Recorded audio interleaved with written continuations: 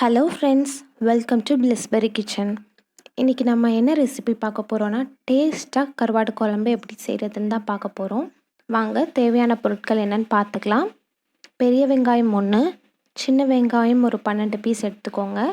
2 தக்காளி, 2 பச்சை மிளகாய், காமூடி தேங்காய், 2 முருங்கைக்காய், 2 கத்திரிக்காய். இப்போ நம்ம தாளிக்கிறதுக்கு என்னென்ன தேவைன்னு பார்த்துக்கலாம். 1 டீஸ்பூன் கடுகு, 1 டீஸ்பூன் வெந்தயம், சின்ன வெங்காயம் ஒரு 8, கருவேப்பிலை கை நிறைய எடுத்துக்கோங்க, கருவாடு 2 பேக்கெட், புளி லெமன் சைஸில் எடுத்து ஊற வச்சுக்கோங்க. ஃபஸ்ட்டு ஸ்டார்டிங் நம்ம இதுதான் செய்ய போகிறோம். இப்போ நம்ம தேவையான மசாலா அரைச்சி எடுத்துக்கலாம். தேங்காவை நல்லா சின்னதாக கட் பண்ணிக்கோங்க. நீங்கள் துருவின தேங்காய் கூட நீங்கள் போட்டுக்கலாம். தேங்காவை நல்லா மையாக அரைச்சிக்கோங்க. இப்போ இது பெரிய வெங்காயமும் சின்ன வெங்காயமும் இது கூட ஆட் பண்ணிக்கலாம். நல்லா பொடியாக கட் பண்ணி போட்டுக்கோங்க. இப்போ இது கூட மசாலாஸ்லாம் ஆட் பண்ணிக்கலாம். மஞ்சள் தூள் 1 டீஸ்பூன், மிளகாய் தூள் 3 டேபிள் ஸ்பூன், மல்லித்தூள் 6 டேபிள் ஸ்பூன்.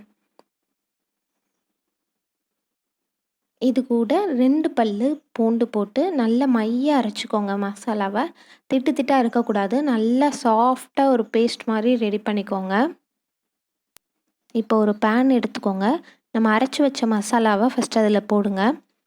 அப்புறம் புளி ஊற வச்சுருந்தோம் இல்லையா, அதை நல்லா பிழிஞ்சு புளி தண்ணியை இப்போ இது கூட சேர்த்துக்கலாம். நல்லா கிளறி விடுங்க. மசாலா திட்டாக இருக்கக்கூடாது. அதுக்கப்புறம் தேவையான அளவு தண்ணியும் இது கூட சேர்த்துக்கோங்க. தண்ணி சேர்த்ததுக்கப்புறம் ஸ்டவ் ஆன் பண்ணி மீடியம் ஃப்ளேமில் வச்சுக்கோங்க. ஒரு கொதி வரட்டும். ஒரு கொதி வந்ததுக்கப்புறம் நீங்கள் இப்போ காய்கறிலாம் சேர்த்துக்கலாம். இப்போது கத்திரிக்காவை கட் பண்ணி போடுங்க. நெக்ஸ்ட் தக்காளியும் வெட்டி போட்டுடலாம். இப்போ இது கூட முருங்கைக்காய் வெட்டுறப்ப 2 கார்னர்லேயும் லைட்டாக கீறி விட்டு உள்ளே போடுங்க. அப்போ தான் நல்லா மசாலாலாம் உள்ளே ஏறும். ஸோ இப்போ அதையும் வெட்டி போட்டாச்சு. இப்போ ஃப்ளேம் இன்னும் கொஞ்சம் ஹை ஃப்ளேமில் வச்சுக்கோங்க.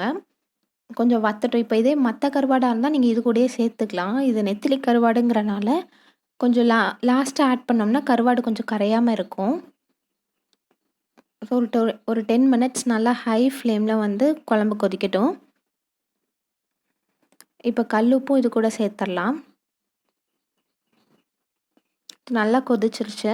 இப்போ இது கூட நீங்கள் கருவாடு சேர்த்துக்கோங்க. கருவாடு சேர்த்ததுக்கப்புறம் ஒரு 10 மினிட்ஸ் நல்லா ஹை ஃப்ளேமில் வைங்க. அப்போ தான் கருவாடு நல்லா வேகும். அந்த கேப்பில் நம்ம தாளிக்கிறதுக்கு தேவையான பொருள்லாம் நம்ம தாளித்து எடுத்துக்கலாம். ஒரு பேனில் நல்லெண்ணெய் ஊற்றிக்கோங்க. கருவாடு மீன் குழம்பு இதுக்கெல்லாம் நீங்கள் நல்லெண்ணெய் சேர்த்திங்கன்னா ரொம்ப டேஸ்ட்டாக இருக்கும் குழம்பு. எண்ணெய் கொதிச்சதுக்கப்புறம் கடுகு வெந்தயம் போட்டு தாளிச்சுக்கோங்க. இது கூட சின்ன வெங்காயமும் கருவேப்பிலையும் சேர்த்துக்கோங்க. நல்லா வதக்குங்க. பாருங்கள், நல்லா வதங்கிருச்சு. கோல்டன் ப்ரௌன் கலரில் ஆனியன் சேஞ்ச் ஆயிடுச்சு. குழம்பும் இந்த சைடு ரெடி ஆயிடுச்சு நமக்கு. இப்போது நம்ம தாளித்து வச்சதை நம்ம குழம்போட சேர்த்துக்கலாம். பாருங்கள், டேஸ்ட்டான கருவாட்டு குழம்பு ரெடி ஆயிடுச்சுங்க. இதை டேஸ்ட் பண்ணி பாருங்கள், செம்ம டேஸ்ட்டாக இருக்கும். ஜஸ்ட் 20 மினிட்ஸில் நமக்கு டேஸ்ட்டாக ரெடி ஆயிரும். நீங்கள் ஃபுல்லாக இதுக்கும் அடுப்புக்கிட்டேயே இருக்கணும்னு அவசியம் கிடையாது. காயெல்லாம் கட் பண்ணி வச்சுட்டிங்கன்னா எல்லாம் ரெடி பண்ணி வச்சுட்டு ஒரு 20 மினிட்ஸ் கழிச்சு பார்த்தீங்கன்னா குழம்பு ரெடியாக இருக்கும்.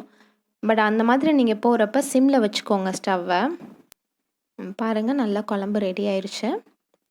ரொம்ப ரொம்ப டேஸ்ட்டாக இருக்கும். ஸ்மெல்லும் செம்மையாக இருக்குங்க. இந்த சேனல் பிடிச்சிருந்ததுன்னா லைக் பண்ணுங்கள், ஷேர் பண்ணுங்கள், சேனலை மறக்காமல் சப்ஸ்கிரைப் பண்ணுங்கள். அடுத்த வீடியோவில் மீட் பண்ணுவோம். பாய்.